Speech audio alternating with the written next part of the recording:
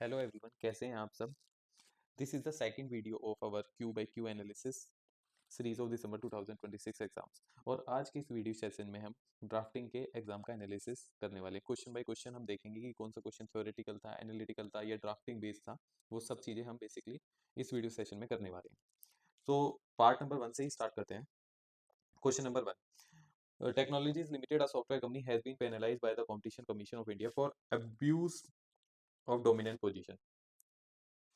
ये important keyword है कि अगर हम देखें इसमें कीवर्ड क्या है, abuse of dominant position under the section 4 of the Competition Act. The managing director of the company S P Indra is currently residing Abu Dhabi UAE since he is unable to be present physically present in India. ये भी key important word है। He propose to authorise the company secretary Naveen Rathore through a general power of attorney to represent the company in appellate proceedings against the CCI order. तो basically इसमें क्या था, इसमें कोई एक कंपनी थी HTL, जो कि एक सॉफ्टवेयर कंपनी थी। उस पर बेसिकली क्या था, एक ऑर्डर आया था अब्यूज ऑफ डोमिनेंट पोजीशन का। वो सीसीआई ने ऑर्डर दिया था under section 4 of the competition act. अब उसके जो मैनेजिंग डायरेक्टर हैं वो करंटली इंडिया में नहीं है, अबू धाबी में है। तो वो ऑथराइज कर रहे हैं through general power of attorney company secretary Naveen Rathore को to represent his case, to represent the company in the appellate proceeding against the CCI order. अब इसके चलते आपको क्या एक्सप्लेन करना था। Before which appellate authority can HTL challenge the order of the CCI. किस appellate authority में basically वो चैलेंज करेगी अपना ऑर्डर, वो बताना था। दूसरा क्वेश्चन था, can Naveen Rathore company secretary validly represent the company before the appellate authority on the strength of general power of attorney. क्या जनरल पावर अटॉर्नी के बेस पे वो बेसिकली कंपनी सेक्रेटरी जो वैलिडली रिप्रेजेंट कर सकता है कंपनी को बिफोर द अपीलेट अथॉरिटी। और एक स्पेसिमेन क्लॉज आपको ड्राफ्ट करना था जीपीए का, जो ऑथराइज करता हूँ कंपनी सेक्रेटरी को to appear and act before the appellate authority. तो बेसिकली ये वाला क्वेश्चन तो मैं बोलूंगा कि ये ड्राफ्टिंग का ही था। और ये दोनों बेसिकली क्वेश्चन जो थे वो प्रोविजन बेस्ड क्वेश्चन थे। ठीक है। अब ये कौन सा प्रोविजन लगना था कि कौन सी अपीलेट अथॉरिटी के आगे बेसिकली हम बेसिकली चैलेंज करेंगे ऑर्डर ऑफ सीसीआई। तो आप सेक्शन नंबर 53B देखेंगे सीसीआई एक्ट का। तो उसमें स्पेसिफिकली लिखा हुआ है, कॉम्पिटिशन एक्ट ने बताया हुआ है, competition act under section 53B of CCI act provide for appeal against the CCI order to NCLT. मतलब हम सीसीआई के ऑर्डर के अगेंस्ट कौन सी अपीलेट अथॉरिटी में जा सकते हैं, वो जा सकते हैं एनक्लेव में। ठीक है। तो ये तो सिंपल क्वेश्चन था, आपको बेसिकली 53B के प्रोविजन का रेफरेंस देना था और कुछ नहीं करना था। वो प्रोविजन आपको यहाँ पे लिख के आना था जिसमें अपीलेट अथॉरिटी क्या होती है, एनक्लेव होती। दूसरा बोल रहा है कि can Naveen Rathore company secretary validly represent the company before the appellate authority on the strength of general power of attorney. अब इसमें आपको कौन से प्रोविजन हेल्प करता, that is section 35 of CCI act. वो क्या कहता है, वो ये कहता है, अ पार्टी में अपील इन पर्सन और ऑथराइज वन और more company secretary to present its case before the commission. अभी कंपनी सेक्रेटरी जो वर्ड है वो वहाँ पे डिफाइंड दिया, एक्सप्लेनेशन में बेसिकली प्रोविजन में एक्सप्लेन किया गया है कि कंपनी सेक्रेटरी जो होगा वो प्रैक्टिसिंग कंपनी सेक्रेटरी होगा।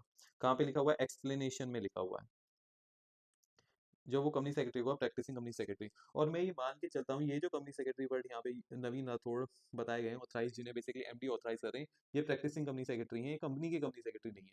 तभी ये वैलिडली जनरल पावर अटॉर्नी के स्ट्रेंथ पे बेसिकली अपीयर हो सकते हैं एनक्लेट के सामने। ठीक है। तो ये सेक्शन 35 को यहाँ पे रेफरेंस देना था और यहाँ पे section 53B of CCI act का रेफरेंस देखना था। और ये स्पेसिमेन क्लोज आपको बेसिकली ड्राफ्ट करना था जीपीए का, जो ऑथराइज करता हो। तो जीपीए का जो ड्राफ्ट है वो आपकी बुक मॉड्यूल में दिया हुआ है। तो आपको वहीं से ही बेसिकली पूरा जनरल पावर ऑफ अटॉर्नी का ड्राफ्ट नहीं बना के आना था। ठीक है। सिर्फ एक क्लॉज ही आपको लेके आना था, कंसिडरिंग कि ये जो क्वेश्चन है वो 5 मार्क्स में आया हुआ है। ठीक है। तो ये ज्यादा एनालिटिकल तो था नहीं, डायरेक्टली इसने सिंपल सा प्रोविजन पूछा था जो कि बेसिकली रिप्रेजेंटेशन के ऊपर था। सेकंड क्वेश्चन में बी पार्ट में पूरा एक सिचुएशन दी हुई है, उस सिचुएशन का हम बेसिकली एनालिसिस करना पड़ेगा हमको। On February 2022, Ramesh entered into a registered agreement with Suresh for the sale of 12 acre of agricultural land situated at Ariskeri village for a total sale consideration of 72 lakh rupees. An advance of 12 lakh was paid by registration of the sale deed. 12 lakh जिसमें से हमने advance दे दिए। Subsequently, it was discovered that out of the 12 acre, 3 acre had already acquired by the state government for a public irrigation project prior to the date of agreement. Through this fact was unknown to both the parties when the contract was executed. मतलब ये जो fact था वो party को नहीं पता था जब ये कॉन्ट्रैक्ट बेसिकली एग्जीक्यूट हो रहा था। When the time came for performance, Ramesh refused to execute the sale deed, contending that the contract had become impossible to perform in its entirety and therefore no degree for specific performance could be granted. ठीक है, तो अब इससे क्या पता चलता है, ये जो सुरेश है और ये जो रमेश है, रमेश जो है वो सेलर है और ये जो सुरेश है वो बायर है। एक तो बात ये पता चलती है, और एक बात ये पता चलती है कि इनके बीच में एक एग्रीमेंट हो रहा था किसी इमूवेबल प्रॉपर्टी को लेकर, और वो एग्रीकल्चर लैंड थी और उसमें एक स्पेसिफिक परफॉर्मेंस होनी थी जो इन्होंने कॉन्ट्रैक्ट एग्जीक्यूट किया था, और जिसमें से 12 एकड़ लैंड में से 3 एकड़ लैंड जो है वो एक किसी स्टेट गवर्नमेंट ने पब्लिकेशन इरिगेशन प्रोजेक्ट के चलते उसको एक्वायर किया हुआ था, जो कि इन दोनों ही पार्टी को नहीं पता था। पर जब परफॉर्मेंस का टाइम आया तो तब पता चला कि 3 एकड़ लैंड है जो बेसिकली एक्वायर कर लिया स्टेट गवर्नमेंट ने। तो अब अब रमेश कह रहा है वो कॉन्ट्रैक्ट नहीं करेगा, refuse to execute the sale deed contending that the contract had become impossible to perform in its entirety and therefore no degree for specific performance could be granted। और सुरेश क्या कह रहा है, सुरेश कह रहा है filed a suit for specific performance before the civil court claiming that at least 9 acre of the land can still be conveyed to him। मतलब 12 में से 3 करोड़ का जो 3 एकड़ का जो लैंड है वो तो स्टेट गवर्नमेंट ने एक्वायर कर लिया, जो 9 एकड़ का लैंड है वो तो उसको देना ही चाहिए, मतलब वो तो स्पेसिफिक परफॉर्मेंस उसके ऊपर तो होनी ही चाहिए, and he is willing to pay the proportionate consideration. अब ये कीवर्ड्स हैं कि he is willing to pay the proportionate consideration for the same while relinquish his right in respect of 3 acre which cannot be conveyed। जो मतलब जो state government ने acquire कर लिया। In the light of the above explain the following. तो यहाँ पे simple simple सा आपने कॉन्सेप्ट तो पता लगा ही दिया होगा एग्जाम में। File a suit for specific performance before the civil court. तो ये स्पेसिफिक परफॉर्मेंस वाला सेक्शंस यहाँ पे लगने थे, स्पेसिफिक परफॉर्मेंस ऑफ कॉन्ट्रैक्ट। ठीक है, अब क्वेश्चन क्या पूछे हैं उसने, वो बड़े इंटरेस्टिंग क्वेश्चन है, हो सकता है आपकी, वैसे तो आपकी बुक से ही आया है, मॉड्यूल से ही आया है, पर कुछ क्वेश्चन ऐसे भी, कुछ कॉन्सेप्ट यहाँ पे ऐसे भी पूछे हैं जो बुक से नहीं है, मॉड्यूल से नहीं है, जितना मैंने अभी तक पूरा पेपर एनालिसिस किया था। Whether Suresh is entitled to a degree of specific performance of the contract under the provision of Special Relief Act 1963, is particularly section 12। तो सेक्शन आपको आपको टॉपिक भी बता दिया कौन से टॉपिक का है, स्पेसिफिक परफॉर्मेंस, आपको सेक्शन भी बता दिया। तो ये एनालिटिकल तो नहीं था कि मतलब आपके सामने बेसिकली उसने सेक्शन बता दिया, टॉपिक बता दिया, एक्ट भी आपको पता चल गया है कौन सा सेक्शन 12 स्पेसिफिक परफॉर्मेंस कहाँ पे डिस्कस हुआ है। ठीक है, तो अब आपको बेसिकली सेक्शन 12 का अगर नॉलेज है तो आप इस क्वेश्चन को अटेम्प्ट कर पाते। सेक्शन 12 में क्या बोलता है मैं वो आपको बता देता हूँ। ये सेक्शन 12 सब सेक्शन 3 का क्वेश्चन है। सेक्शन 12 क्या बोलता है कि specific performance must be the whole of the contract. Specific performance होनी चाहिए, पूरे कॉन्ट्रैक्ट की होनी चाहिए, पर उसकी एक्सेप्शन जो है वो 12 सब सेक्शन 3 में लिखी हुई है कि पार्ट ऑफ कॉन्ट्रैक्ट अगर इम्पॉसिबल टू परफॉर्म हो तो कुछ सर्टेन कंडीशंस दी हुई है जिनको फुलफिल करने पे हम part of the performance of contract भी हम कर सकते हैं।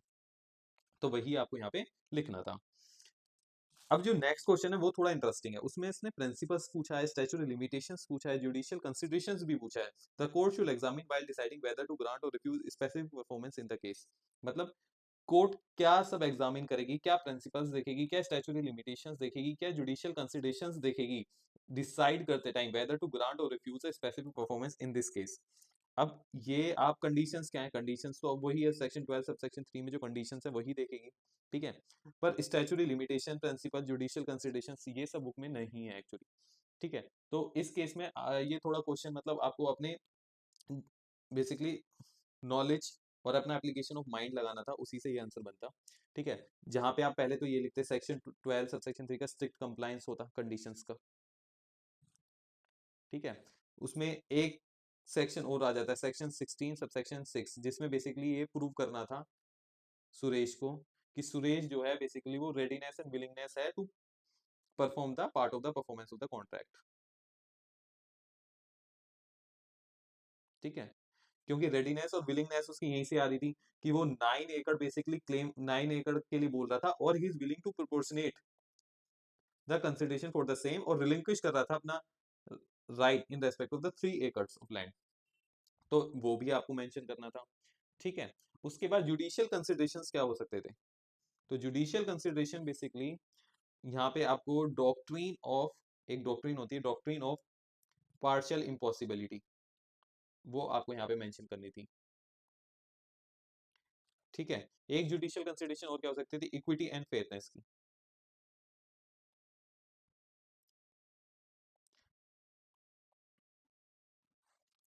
तो वो भी आप मेंशन कर सकते थे। इक्विटी एंड फेयरनेस क्या बताता, which do not cause any hardship to Ramesh. तो कोर्ट ये सभी तो देखती, ये सभी तो कंसिडर करती डिसाइड करते टाइम कि हम बेसिकली ग्रांट करें और रिफ्यूज करें स्पेसिफिक परफॉर्मेंस इस केस में। तो ये सब आपको बेसिकली यहाँ पे लिखना था। चलिए नेक्स्ट क्वेश्चन पे चलते हैं। Question number 2, X is an owner of an agriculture land borrowed 5 lakh rupees from Y. ठीक है, तो इससे पता चल गया आपको कि ये कौन है, ये है बोरोवर, और ये कौन है, ये है लैंडर। ठीक है, to secure the loan X executed usufructuary mortgage in Y's favor, putting Y's in possession of the land with the right to collect rent and profit until repayment. ठीक है, after 7 years X offered to repay the principal amount along with the agreed interest and demanded back possession of his land. Y refused, claiming that unless X pays an additional sum for the improvement Y has made to the land, he is not bound to deliver the possession. Y also claimed that since X had failed to repay the loan within 5 years, the time is fixed the mortgage date, he had become the absolute owner of the property. तो समझ आया पूरा case क्या था? इस पूरे case में क्या था, X जो था वो बोरोवर था और Y जो था वो लेंडर था, और Y ने X ने बोरो किए थे 5 lakh rupees from the Y, और बदले में इसने एक मोर्गेज करी थी अपनी एग्रीकल्चर लैंड, और ये मोर्गेज कौन था, यूसुफैक्चरी मोर्गेज था। तो ये कॉन्सेप्ट तो आपको पता चल गया होगा, यूसुफैक्चरी मोर्गेज का क्वेश्चन था। अब हुआ क्या था, ये रेडी टू पे था कि प्रिंसिपल मनी मैं दे देता हूं आपको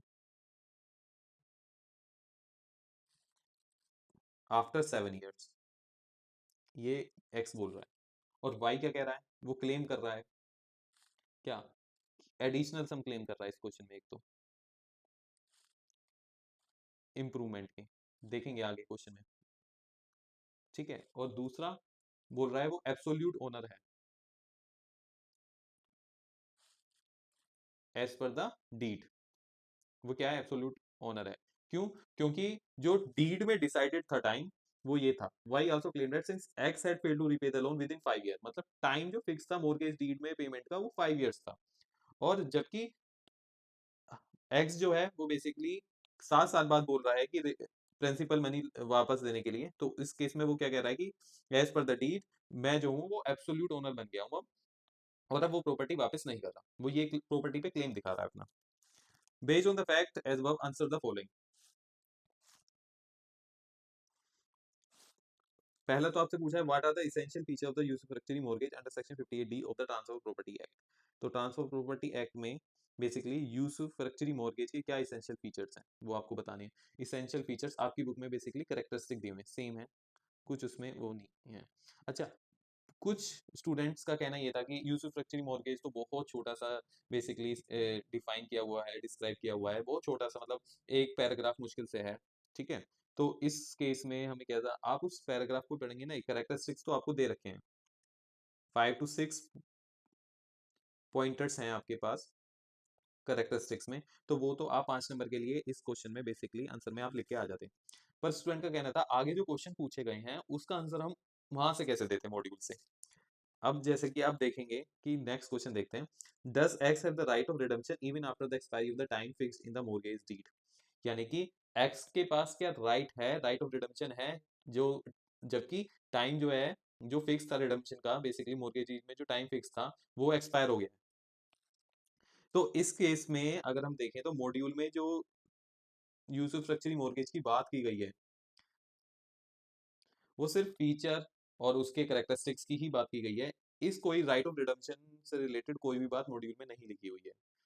ठीक है, तो ये मैं बोलूंगा कि मॉड्यूल से थोड़ा बाहर का क्वेश्चन था, क्योंकि इसका जो रिलेवेंट सेक्शन है, इसका जो रिलेवेंट सेक्शन है वो सेक्शन 62 है, 62 of the transfer property act. जब आप पढ़ेंगे तो उसमें बेसिकली स्पेसिफिक राइट की बात करी गई है मॉर्गेजर की इन केस ऑफ यूसुफैक्चरी मॉर्गेज। ठीक है, तो उसके एब्सोल्यूट राइट की ऑफ रिडेम्पशन की स्टैच्यूटरी राइट है उसका, तो बेसिकली वहां पे की गई हुई है। पर सेक्शन ही दे रखा, पर एक आपकी बुक में एक केस दे रखा है, उससे भी इसका आंसर किया जा सकता था, जो कि है हरमिंदर सिंह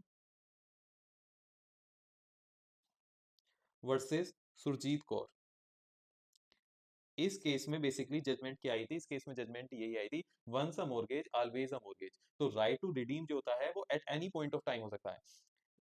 इस केस में बेसिकली मोर्गेजी ये नहीं बोल सकता कि जो 5 ईयर जो टाइम फिक्स था मोर्गेजी में वो एक्सपायर हो गया तो राइट ऑफ रिडम्पशन मोर्गेजर के हाथ से चला गया, ऐसा नहीं होता।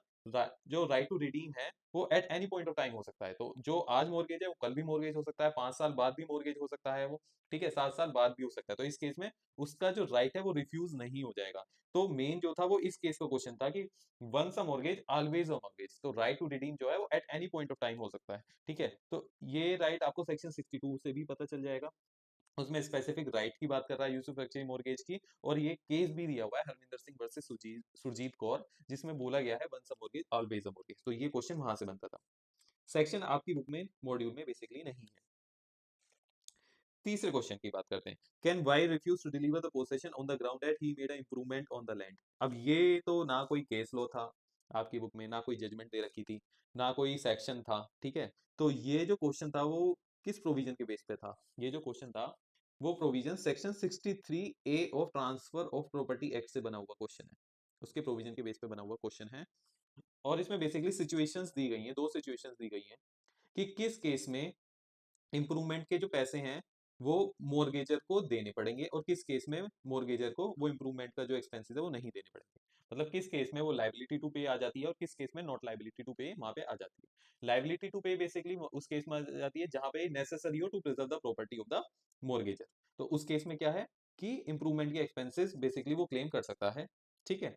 और एक केस यहाँ पे वो दे रखा है जिसमें वो बेसिकली वो क्लेम नहीं कर सकता, मतलब इंप्रूवमेंट के कोई भी एक्सपेंसेस मोर्गेजर को देने की जरूरत नहीं है मोर्गेजी को, और उस ग्राउंड पे वो बेसिकली प्रॉपर्टी क्लेम भी नहीं कर सकता, ठीक है। तो ये इस प्रोविजन से क्वेश्चन आया हुआ था, हालांकि आपकी बुक में नहीं था, ठीक है। तो हम आगे बढ़ते हैं, क्वेश्चन नंबर 3 देखते हैं। Question number 3, explain the point to be kept in mind by drafting the agreement, ठीक है। तो ये डायरेक्ट क्वेश्चन है चैप्टर नंबर 4 से, जिसमें आपको बुक में आपके दिए हुए 15 पॉइंटर्स दिए हुए हैं, वहीं से आपको बेसिकली ये आंसर देना था, ठीक है। इसमें कुछ नहीं था, डायरेक्ट क्वेश्चन था बिल्कुल। Draft important points for drafting a circular, circular के बारे में बताना था, इंपॉर्टेंट पॉइंट क्या क्या हम बेसिकली ध्यान में रखेंगे जब भी हम सर्कुलर ड्राफ्ट करते हैं। और एक ये ड्राफ्टिंग का क्वेश्चन आया हुआ है, ये जो है वो बेसिकली ड्राफ्टिंग का क्वेश्चन है, ठीक है। उसके बाद शोकोज नोटिस बताना था और स्पेसिमेन ऑफ शोकोज नोटिस, आपको बेसिकली ये भी ड्राफ्टिंग का ही क्वेश्चन है, ठीक है। तो ये आपको एक्सप्लेन करना था व्हाट इज शोकोज नोटिस, ये चैप्टर नंबर 1 से आया हुआ है और ये भी चैप्टर नंबर 1 से ही आया हुआ है। और एक स्पेसिमेन बनाना था शोकोज नोटिस का, ठीक है। ये तो डायरेक्ट क्वेश्चन है, इनमें स्टूडेंट को कोई इशू नहीं आया होगा। अब चलते हैं क्वेश्चन नंबर 4 पे। क्वेश्चन नंबर 4 क्या कहता है, what is company secretaries auditing standard CSAS 3 and what is the process of forming an opinion under this standard. तो बेसिकली दो पार्ट में डिवाइडेड है क्वेश्चन आपका, कि पहले तो वो पूछ रहा है CSAS 3 होता क्या है, ठीक है, कंपनी सेक्रेटरीज ऑडिटिंग स्टैंडर्ड्स जो हैं, ठीक है, वो बताना था CSAS 3। और व्हाट इज द प्रोसेस, तो उसमें एक प्रोसेस दिया हुआ है, तो वो भी आपको बेसिकली यहाँ पे एक्सप्लेन करना था कि वो प्रोसेस क्या है। प्रोसेस वही है, मैटेरियलिटी है, प्रेसिडेंस एंड प्रैक्टिसेस क्या होंगे, third party report and opinion क्या होगा, फॉर्म ऑफ ओपिनियन क्या होगा, अनमोडिफाइड होगा, मॉडिफाइड होगा, लिमिटेशन होगा, ठीक है, ऑडिटर की रेस्पॉन्सिबिलिटी क्या होगी, फॉर्मेट ऑफ रिपोर्ट क्या होगा। तो वो सारी चीजें बेसिकली आपको यहाँ पे लिखनी थी। तो ये भी मैं बोलूंगा ये भी डायरेक्ट क्वेश्चन है, कोई एनालिटिकल कोई भी इसमें इंटरप्रिटेशनल नहीं था। Discuss the different type of document management system used for maintaining contract document. How does compliance with legal requirement impact contract management and what are the key laws governing the contract documentation in India? Again तीन पार्टों में question divided है कि different type of document management system पूछ रहा है पहले part में, दूसरे पार्ट में how does compliance with legal requirement impact contract, मतलब कैसे लीगल रिक्वायरमेंट जो है compliance with the legal requirement impact करता है किसका, कॉन्ट्रैक्ट मैनेजमेंट को। And what are the key laws, क्या की लॉज हैं जो गवर्न करता है कॉन्ट्रैक्ट डॉक्यूमेंटेशन इन इंडिया, ठीक है। तो पहले पार्ट का अगर जब मैं आंसर करने जाऊंगा तो कौन कौन से basically different type of document management systems होते हैं, मैनुअल DMS होता है, मैनुअल डॉक्यूमेंट मैनेजमेंट सिस्टम, और एक इलेक्ट्रॉनिक DMS होता है। ये तो CMATD के मॉड्यूल में भी दे रखे हैं, ठीक है, मैनुअल और इलेक्ट्रॉनिक दो टाइप के होते हैं। How does compliance with the legal requirement impact contract management, ठीक है। अब ये क्वेश्चन ये आप मॉड्यूल में देखने जाएंगे, ये मॉड्यूल में नहीं मिलेगा, ये आप नॉलेज बेस्ड क्वेश्चन था कि कैसे कैसे जब हम लीगल रिक्वायरमेंट का कंप्लायंस करेंगे वो हमारे कॉन्ट्रैक्ट मैनेजमेंट को इम्पैक्ट करेगा, कैसे कैसे करेगा।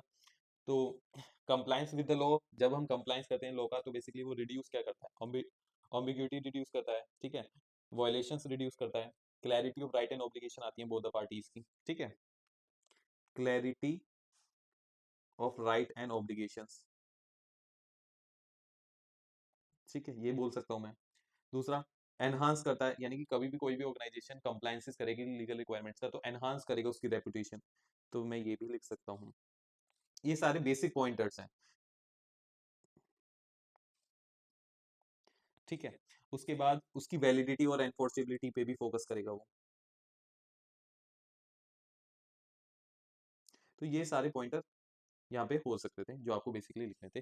5 नंबर का ये क्वेश्चन था, तो इसमें और भी 2 पार्ट हैं, तो इतना इनफ था कि आप 2 से 3 पॉइंटर तो आप एटलीस्ट लिख के ही आते। Clarity of right and obligation हो सकता था, enhance organisation reputation and governance हो सकता था, वैलिडिटी एंड एनफोर्सेबिलिटी हो सकता था, ठीक है, और legal compliance ensure contract satisfy the essential elements, यानी कि कॉन्ट्रैक्ट एक्ट के जितने भी एसेंशियल एलिमेंट्स होते हैं, ठीक है, तो वो भी आप लिख सकते थे, ठीक है। तो ये बेसिकली ये वाला पार्ट आप यहाँ से लिख सकते थे। इसमें अगेन मैं बोल रहा हूँ कि ये जरूरी नहीं है कि यही पॉइंट हो सकते हैं, आपका कुछ और भी बेसिकली नॉलेज में हो सकता है कि कुछ और पॉइंट हो कि वो जहाँ फिट बैठता हो लीगल कंप्लायंस से, क्योंकि ये प्रोविजन बेस्ड तो है नहीं, प्योरली थ्योरेटिकल क्वेश्चन है और application knowledge application based question है, ठीक है। तो डिफरेंट डिफरेंट स्टूडेंट के डिफरेंट डिफरेंट आंसर भी इस केस में हो सकते हैं, ठीक है। वो तो जब सजेस्टेड आंसर्स आएंगे तो उसमें हमें पता चलेगा कि आईसीएसआई ने क्या ध्यान में रखते हुए इस क्वेश्चन का आंसर किया है। What are the key laws governing contract documentation in India? तो बेसिकली इस केस में मैं बोल सकता हूँ कि कौन कौन से हमारे लॉ हैं जो गवर्न करते हैं कॉन्ट्रैक्ट डॉक्यूमेंटेशन को। तो कॉन्ट्रैक्ट बनना है तो इंडियन कॉन्ट्रैक्ट एक्ट तो जरूर आएगा, ठीक है। अब जब ये कॉन्ट्रैक्ट है तो इसकी स्टैंपिंग भी होगी, तो इंडियन स्टैंप एक्ट आ जाता है, ठीक है। उसके बाद कॉन्ट्रैक्ट है तो कुछ कॉन्ट्रैक्ट ऐसे भी होते हैं जो रजिस्ट्रेशन कराना मैंडेटरी होता है, तो रजिस्ट्रेशन एक्ट का भी रोल आ जाता है।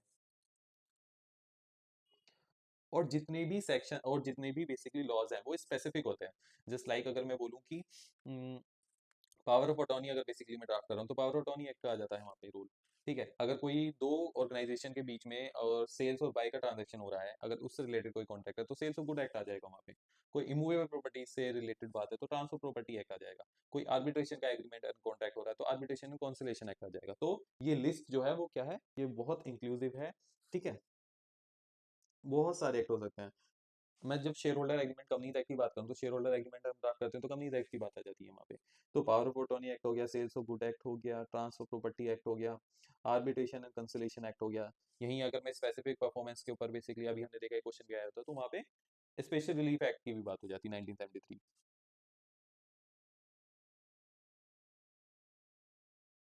ठीक है। तो ये भी क्वेश्चन ईजी था, सिर्फ इसका एक पार्ट जो था ये वाला थोड़ा मैं बोल रहा हूँ थोड़ा सा टिपिकल था। नेक्स्ट क्वेश्चन बढ़ते हैं। Draft a deed of mortgage by deposit of title deeds under the transfer property act assume the facts as necessary. Again ये क्या है, ये ड्राफ्टिंग का ही क्वेश्चन है कि आपको mortgage by deposit of title deeds बनानी थी, ठीक है। तो इसमें कुछ एज सच डिफिकल्टी वाला नहीं था।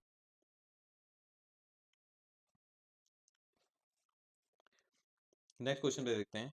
Next question 4A, examine the key clause in the joint venture agreement and their role in mitigating the dispute between the parties। यानी कि अब यहाँ पे आप देखेंगे कि आपको की क्लॉजेस भी लिखने थे जनरल वेंचर एग्रीमेंट के, और साथ साथ ये भी बताना था कि उनका रोल क्या होगा in mitigating the dispute between the parties. आप एग्जैक्ट क्लॉजेस लिख के आ गए हैं अगर पेपर में तो पूरे मार्क्स नहीं मिलेंगे, क्योंकि साथ साथ में उनका रोल भी बताना था कि कैसे ये किस पर्टिकुलर क्लॉज का रोल क्या होगा in mitigating the dispute between the parties, ठीक है। तो मैं 3 क्लॉज जो मुझे सही लगते हैं इस केस में फिट होते थे। पहला इंडेमिनिटी क्लॉज, ठीक है। दूसरा नॉन कम्पीट क्लॉज, तीसरा डिस्प्यूट रेजोल्यूशन मैं बोल सकता हूँ, ठीक है। आर्बिट्रेशन है, आर्बिट्रेशन वाला पॉइंट अगर आप बोले तो, ठीक है। तो इंडेमनिटी क्लॉज क्या होता है सर? इंडेमनिटी क्लॉज है, मान लो अगर कोई सेल्स एंड परचेज का कोई एग्रीमेंट है जिसमें गुड्स सेल हो रहे हैं या फिर कोई जॉब वर्क का एक असाइनमेंट है, ठीक है, दो ऑर्गेनाइजेशन के बीच में। उस केस में अगर कोई एक पार्टी ने टाइम लिमिट दे रखी है कि आपको विद इन अ,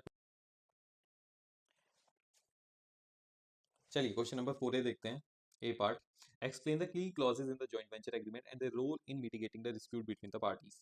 अब key clauses joint venture agreement के वो आपको लिखने पड़ेंगे वहां पे, ठीक है, और उनका रोल भी बताना पड़ेगा in mitigating the dispute between the parties. मतलब उनका उन पर्टिकुलर क्लॉजेज का रोल क्या है मिटिगेट करने में डिस्प्यूट अगर पार्टीज के बीच में होता है तो जब भी यहाँ पे वर्ड लिखा हुआ है एग्जामिन, एग्जामिन करना है क्लॉजेस को आपको, ठीक है।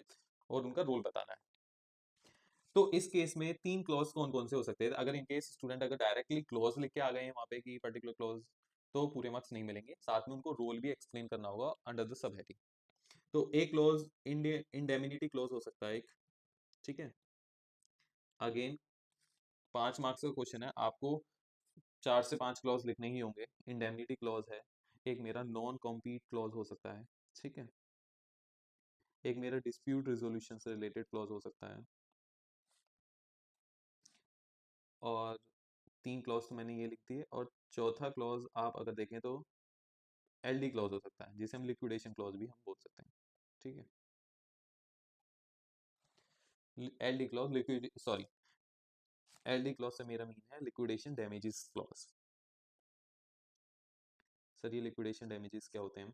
लिक्विडेशन डैमेजेस वहाँ पे आते हैं इन केस अगर दो पार्टी के बीच में कोई कॉन्ट्रैक्ट होता है और वहाँ टाइम लिमिट की बात है कि अगर मान लो सेल्स और गुड्स से रिलेटेड कोई भी दो पार्टीज के बीच में एग्रीमेंट हुआ है कि आप 2 वीक्स के अंदर मेरे बैचेस डिलीवर करेंगे, ठीक है, कोई भी गुड के बैचेस हैं वो डिलीवर करेंगे, और विद इन 2 वीक्स में वो बैच मैंने डिलीवर नहीं किए, यानी कि मुझे 3 हफ्ते लग जा रहे हैं, 4 हफ्ते लग जा रहे हैं, तो उस केस में सामने वाली पार्टी का लॉस हो रहा है ना, उसका जो कहीं और कमिटमेंट होगा डिलीवर करने का गुड्स को उन फर्दर सेल करने का, तो वो भी वहां पे नहीं हो पा रहा है, तो उसका क्या हो रहा है, उसका तो अल्टीमेटली डैमेज हो रहा है ना, लॉस हो रहा है ना, तो वो बेसिकली डैमेज क्लेम कर सकती है सामने वाली पार्टी से, तो उसको बोलते हैं लिक्विडेशन डैमेजेस।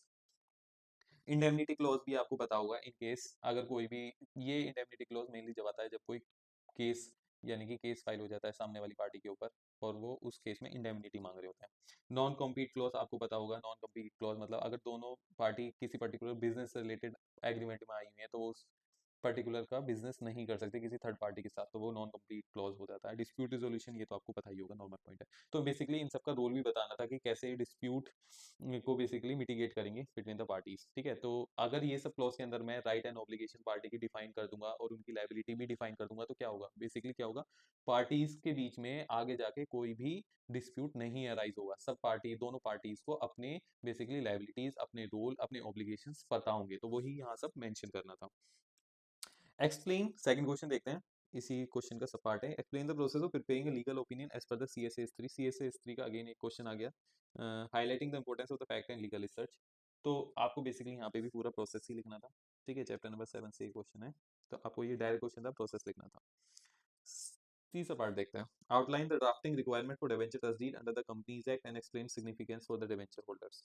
तो अब यहाँ पे ड्राफ्टिंग नहीं पूछ रहा है, कंफ्यूज स्टूडेंट कुछ कंफ्यूज हो रहे होंगे कि ये ड्राफ्टिंग पूछ रहा है, ड्राफ्टिंग करनी थी बेसिकली डिवेंचर तस्दीक की, तो ऐसा नहीं है, यहाँ पे ड्राफ्टिंग रिक्वायरमेंट्स बतानी थी। तो मेनली मैं बोल सकता हूँ ड्राफ्टिंग की रिक्वायरमेंट डिवेंचर तस्दीक की कहाँ पे लिखी होंगी, SS12 के अंदर होंगी।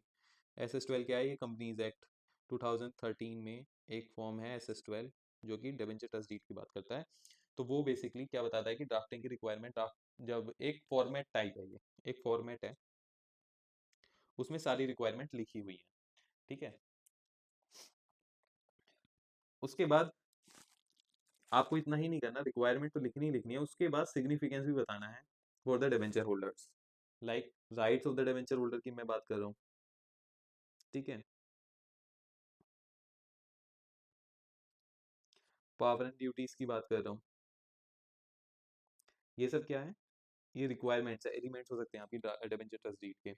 उनकी मीटिंग्स की बात हो रही है, डिबेंचर होल्डर्स की मीटिंग्स की बात हो रही है। और क्या हो सकता है, सिक्योरिटी की बात हो रही है, कवरेज बोल लो या, ठीक है। तो इस सबका सिग्निफिकेंस भी बताना है, डिवेंचर होल्डर्स के लिए क्या सिग्निफिकेंस है। तो क्या सिग्निफिकेंस हो सकता है इन सब पॉइंटर्स का, कि उनका राइट प्रोटेक्ट हो रहा है, प्रोटेक्शन ऑफ राइट। दूसरा, लीगल एनफोर्समेंट मिल रही है उन्हें, ठीक है। मीटिंग्स हो रही हैं, सारे डॉक्यूमेंटेशन हो रही है, ट्रांसपेरेंसी की बात आ जाती है, ठीक है। उसके बाद कलेक्टिव रिप्रेजेंटेशन हो रही है। कलेक्टिव रिप्रेजेंटेशन कैसे हो रही है, क्योंकि सर एक ट्रस्टी भी तो है ना, डिवेंचर ट्रस्टी, वो सिंगल पॉइंट ऑफ रेफरेंस बन गया है ना सारे डिवेंचर होल्डर्स के लिए, तो कलेक्टिव रिप्रेजेंटेशन भी आ रही है। तो ये सब आपको, जो आप की लिमिट्स लिख रहे थे उनके साथ आपको सिग्निफिकेंस भी लिखना था। अगेन ये बहुत ही अच्छा क्वेश्चन था, मतलब आप देख रहे हैं हर एक डायरेक्ट क्वेश्चन के साथ कुछ कुछ चीजें उन्होंने ऐसी दी हुई हैं जो बेसिकली आपको खुद से बतानी थी, अपने नॉलेज बेस पे बतानी थी, आपने कॉन्सेप्ट को कितने अच्छे से समझा है उसके बेसिस पे बतानी थी। पार्ट 2 की तरफ चलते हैं। पार्ट 2 में क्वेश्चन नंबर 5 में पूछ रहा है कि Vaishnavi enterprises limited a family owned company is a possession of a disputed piece of immovable property in Coimbatore which is reflected in its asset. The company secretary A has a strong apprehension that a former shareholder B, who is claiming ownership right over the said property, is likely to file a case in the court. A, as the company secretary, want to ensure that no interim order or injunction is passed by the court in favor of B against the company without giving Vaishnavi Enterprises Limited an opportunity of being heard. अब थोड़ा सा समझ लेते हैं कि वैष्णव enterprises limited एक family owned company है जिसके पास एक प्रॉपर्टी है जिसपे डिस्प्यूट है, एक कोई इमूवेबल प्रॉपर्टी है जिसपे डिस्प्यूट है, और कंपनी सेक्रेटरी को क्या लगता है, स्ट्रांगली अप्रीहेंशन है उसे कि जो फॉर्मर शेयर होल्डर है बी वो बेसिकली क्लेम करेगा ओनरशिप राइट उस पर्टिकुलर प्रॉपर्टी के ऊपर. ठीक है, तो ये प्रॉपर्टी बेसिकली वो ये कंपनी सेक्रेटरी क्या चाहता है, कंपनी सेक्रेटरी ये चाहता है इस प्रॉपर्टी पे केस फाइल करने से केस फाइल होगा, और अगर ऑर्डर आएगा तो ऑर्डर से पहले कंपनी को जरूर सुना जाना चाहिए.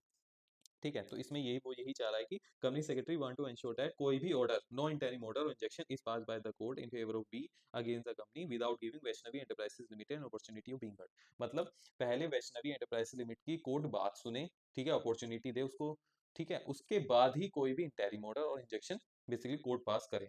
तो इसके लिए आप सबको प्रोविजन पता होगा. ठीक है, ये हम एग्जीक्यूटिव से पढ़ते हुए ना, एग्जीक्यूटिव में भी था, ठीक है, और ड्राफ्टिंग के पेपर में भी है. इसको बोलते हैं कैविएट, यानी कि वैष्णवी एंटरप्राइजेस लिमिटेड को कैविएट फाइल करना था कोर्ट के अंदर. ठीक है, ये उसी का क्वेश्चन है. अब हम देख लेते हैं इस क्वेश्चन में एग्जामिनर ने क्या पूछा है.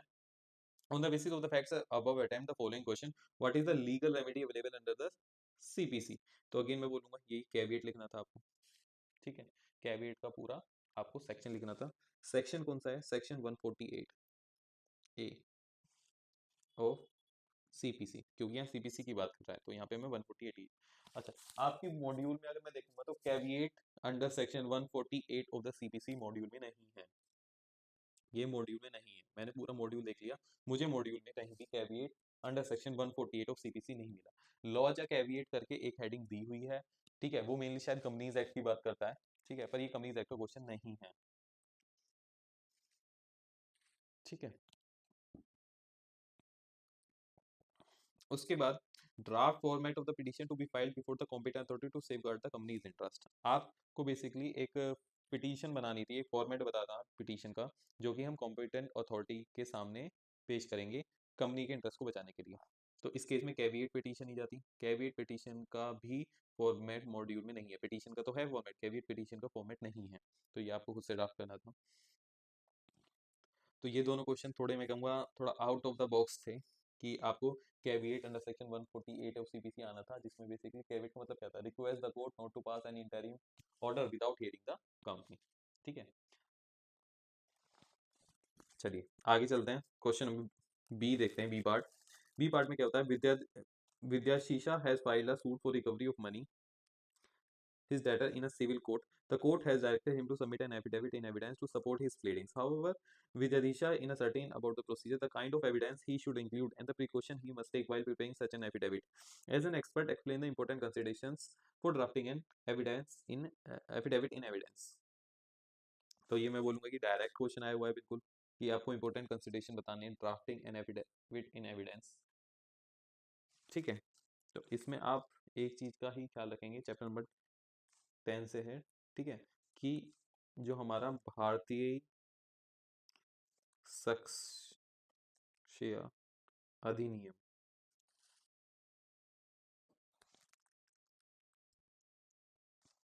2023 में जो आया था उसका रेफरेंस आपको देना था. ये नहीं कि आप इंडियन एविडेंस का रेफरेंस दे लें, बस इतना सा बात ये ध्यान में रखनी थी. ठीक है, भारतीय साक्ष्य अधिनियम 2023 जो आया था उसका ही रेफरेंस देके बेसिकली आप इंपॉर्टेंट कंसिडरेशन पाएं, अगर आप रेफरेंस दे रहे हैं. ठीक है, हालांकि ये सिंपल क्वेश्चन है, मॉड्यूल में डायरेक्ट क्वेश्चन दिया हुआ है, डायरेक्ट हेडिंग दी हुई है, तो आप वहां से लिख सकते थे. उसके बाद क्वेश्चन नंबर 6 को अगर मैं देखेंगे, क्वेश्चन नंबर 6 में the appellate company face the penalty impose by the, ये सबसे इंपॉर्टेंट क्वेश्चन है इस पूरे ड्राफ्टिंग के पेपर का, क्योंकि मैंने जब ये पेपर देखा था तो सबसे इंपॉर्टेंट क्वेश्चन, सबसे इंटरेस्टिंग पॉइंट जो मुझे देखने को मिले थे मैं वो आपके साथ डिस्कस करूंगा इस क्वेश्चन में. आप बिल्कुल एक एक की पॉइंट पे ध्यान दिएगा बस. The appellate company face the penalty.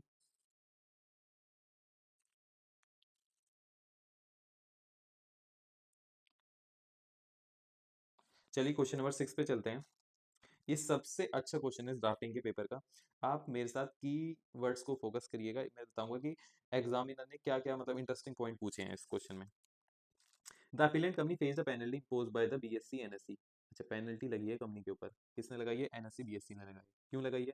Due to non compliance of regulation 17(1) of the listing obligation disclosure regulations. यानी कि 17(1) का नॉन कंप्लायंस हुआ है, ठीक है। Following the demise of non independent non executive director Ravindra Upadhyay. Ravinder Upadhyay थे non executive non independent director, उनका demise हो गया और उसके चलते स्ट्रेंथ जो है बोर्ड ऑफ डायरेक्टर को रिड्यूस हो गई फ्रॉम 6 to 5। आपको पता होगा ना लिस्टेड एंटिटी में कितने डायरेक्टर चाहिए? एटलीस्ट 6 होने चाहिए, तो 6 to 5 जो होगी वो स्ट्रेंथ हो गई, ठीक है। तो ये क्या हो गया? नॉन कंप्लायंस हो गया रेगुलेशन 17 का, 17(1) का, ठीक है।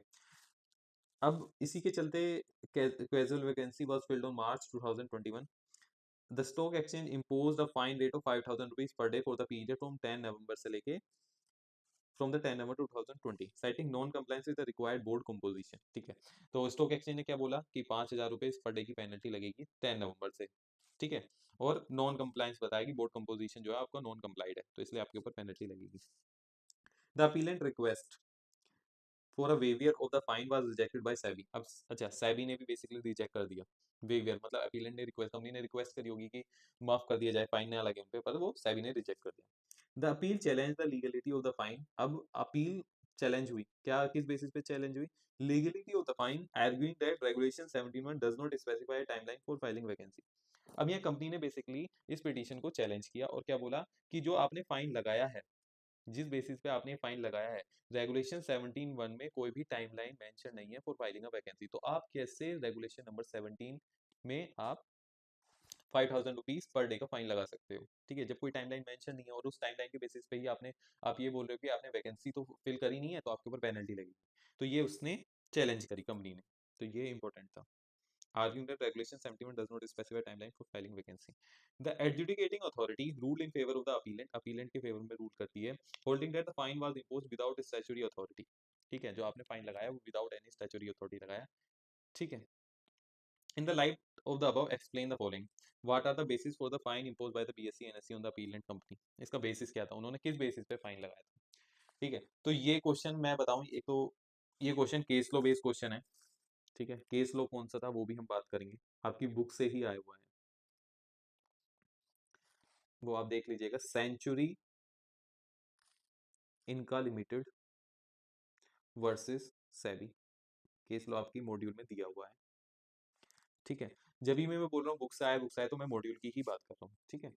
प्लस प्रोविजन भी हम कुछ डिस्कस करते हैं अभी इसके साथ, कौन से प्रोविजन की इस केस लॉ में बात हुई है।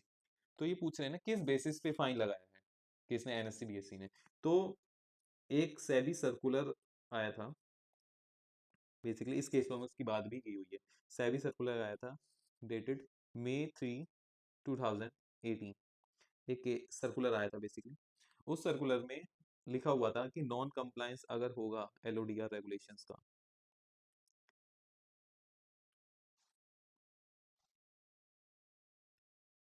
नॉन कंप्लायंस दिया हुआ था एलओडीआर रेगुलेशन का, नॉन कंप्लायंस होगा तो क्या क्या पेनल्टीज लगेंगी, और एसओपीज दी हुई थी फॉर रिवोकेशन एंड सस्पेंशन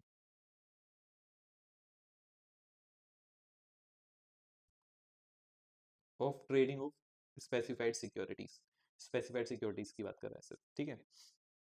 तो non compliance of LODR regulation में क्या क्या पेनल्टीज लगेंगी, तो उन्होंने वो एनेक्जर ए दिया हुआ था इस सर्कुलर के साथ, उसमें बताया हुआ था, और एसओपीज बताई थी for revocation the suspension of the trading of the specified securities. तो ये क्या हो गया? ये बेसिस हो गया, ठीक है। सर्कुलर और आपको डीप में अगर एनालाइज करना है कि ये सर्कुलर इशू हुआ था, हाँ जी सर्कुलर इशू हुआ था 11 section 11A subsection 2 of SEBI act पढ़ लेना, वहाँ पे पावर है, ठीक है। और इसके साथ आपको सेक्शन 9 and 21 ऑफ SCRA, ठीक है, सिक्योरिटीज कॉन्ट्रैक्ट रेगुलेशन एक्ट, तो वो आप पढ़ लेना, ठीक है, इस सर्कुलर के साथ, तो आपको अच्छे से समझ आ जाएगा ये बिल्कुल, ठीक है। तो एनेक्जर ए में लिखा हुआ था कि कौन कौन सी रेगुलेशन के नॉन कंप्लायंस के आगे कौन कौन सी पेनल्टीज लगेंगी, टेबल बनी हुई थी उसमें। तो उसमें रेगुलेशन नंबर 17 के आगे क्या लिखा हुआ था? 5,000 रुपीज पर डे का फाइन लगेगा अगर आप नॉन कंप्लायंस करते हैं एलओडीआर रेगुलेशन का। तो ये सर्कुलर सेबी ने इशू किया था, ठीक है। तो इसी का ही एनएससी बीएससी तो इसी का ही कंप्लायंस कर रहे थे, बेसिकली कंप्लायंस बोले तो इसी को ही फॉलो कर रहे थे, और इस के चलते चलते उन्होंने कंपनी पे पेनल्टी लगा दी, ठीक है। तो ये तो बेसिस हो गया। तो ये बेसिस आपको सर्कुलर का डिस्कशन करना था, सब कुछ लिखना था, और उसमें ही बोलना था कि 5,000 रुपीज की आपके ऊपर पेनल्टी, 5,000 रुपये की पेनल्टी का बेसिस ये सर्कुलर था। ठीक है, उसका रेफरेंस आपके आंसर में होना चाहिए था। आगे चलते हैं। Why did the appellant argue that fine was wrongly imposed under regulation 17(1) of the LODR regulations? appellant क्यों आर्ग्यू कर रहा है कि ये जो फाइन है उसके ऊपर वो गलत लगाया गया है? ठीक है, इसका भी हम एनालिसिस कर लेते हैं। बेसिकली अपीलेंट का कहना क्या था? अपीलेंट का कहना ये था, यहाँ पे मेंशन्ड है, अपीलेंट का कहना ये था कि regulation 17(1) does not specify a timeline for filing vacancy. तो इसके लिए हमें रेगुलेशन नंबर 17 को थोड़ा सा समझना पड़ेगा। ठीक है, रेगुलेशन 17(1) क्या बोलती है? Board of directors comprise not less than 6 directors.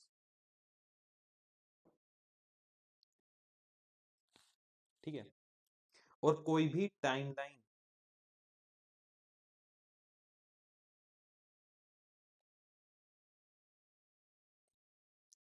नहीं दी गई है, कोई भी टाइमलाइन यहाँ पे नहीं दी गई है to fill the casual vacancy. ठीक है, तो कोई टाइमलाइन यहाँ पे नहीं दी गई है कि कैजुअल वैकेंसी कितने टाइम के अंदर आपको फिल करनी है। ठीक है, उसके बाद एक रेगुलेशन आती है, रेगुलेशन नंबर 25, सब रेगुलेशन 6। वो क्या बोलती है? इंडिपेंडेंट डायरेक्टर, वो सिर्फ इंडिपेंडेंट डायरेक्टर के बारे में बात करती है कि अगर वो रिजाइंड हुआ या उसका कोई रिमूवल हुआ तो उस केस में टाइमलाइन मेंशन है। ठीक है, वो भी स्पेसिफिक किसके बारे में बात कर रही है? इंडिपेंडेंट डायरेक्टर की। पर मेरे क्वेश्चन में क्या है, वो नॉन इंडिपेंडेंट है, नॉन एग्जीक्यूटिव है। ठीक है, तो मैं रेगुलेशन नंबर 25 के पास तो जाऊंगा ही नहीं।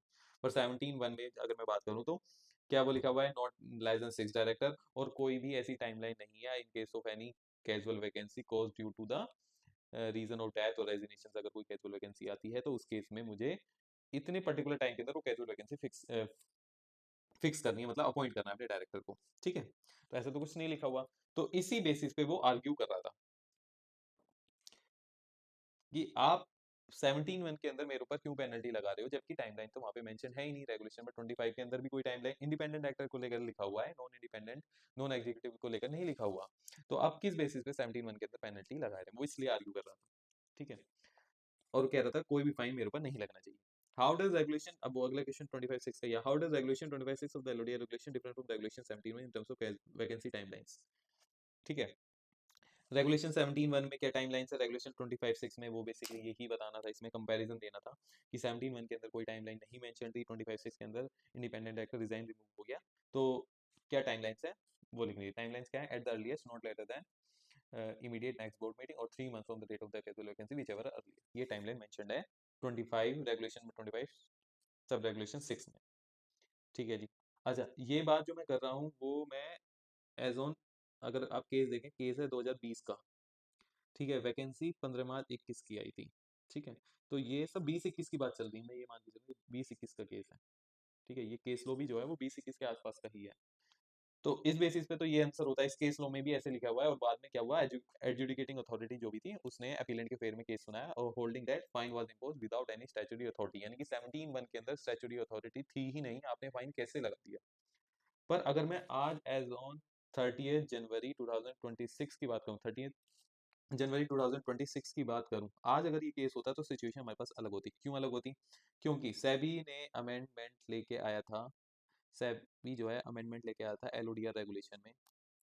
ठीक है, डेट थी 13 दिसंबर 2024, 13 दिसंबर 2024 को एक अमेंडमेंट आई थी, और इस अमेंडमेंट के चलते एक नया रेगुलेशन इंसर्ट हुई थी, रेगुलेशन के सब रेगुलेशन इंसर्ट हुई थी, रेगुलेशन 17(1)(e), और उसमें अब टाइमलाइंस हैं कि अगर कोई वैकेंसी हो जाती है तो टाइमलाइन क्या होगी, वो यहाँ पे मेंशन है। और क्या बोल रहा है? ठीक है, कि जो नया प्रोविजन है उसमें तो टाइमलाइन अब आ चुकी है, इंसर्ट हो चुकी है। ठीक है, 3 मंथ्स के लिए ही है, वो भी 3 मंथ्स के अंदर आपको फिल करनी होती है, not immediate, not later than 3 months, और immediate next board meeting whichever is early, तो आपको फिल करनी होती है। तो उस, जब ये जजमेंट आई थी, जब ऐसे प्रोविजंस नहीं थे हमारे पास, पर आज जब, आज के टाइम पे अगर मैं बात करूँ तो रेगुलेशन नंबर 17(1)(e) हमारे पास है, वैकेंसी प्रोविजन इंसर्ट हो चुके हैं। ठीक है, तो क्या ये जजमेंट, ये जो जजमेंट उसने सुनाई थी एडजुडिकेटिंग अथॉरिटी ने, क्या ये आज के टाइम पे रिलेवेंट होगी या नहीं होगी, ये क्वेश्चन है। तो मेरे हिसाब से तो रिलेवेंट नहीं होगी, क्योंकि एडजुडिकेटिंग अथॉरिटी अगर आज कोई डिसीजन लेगी तो वो क्या ये कंसिडर करेगी? ये बिल्कुल भी नहीं करेगी। तो क्या आंसर डिफर हो सकता है? हाँ, बिल्कुल आंसर डिफर हो सकता है। ठीक है, तो आपको क्या लिख के आना था? How does regulation 25(6) of the LODR regulation different from the regulation 71 in terms of casual vacancy timelines.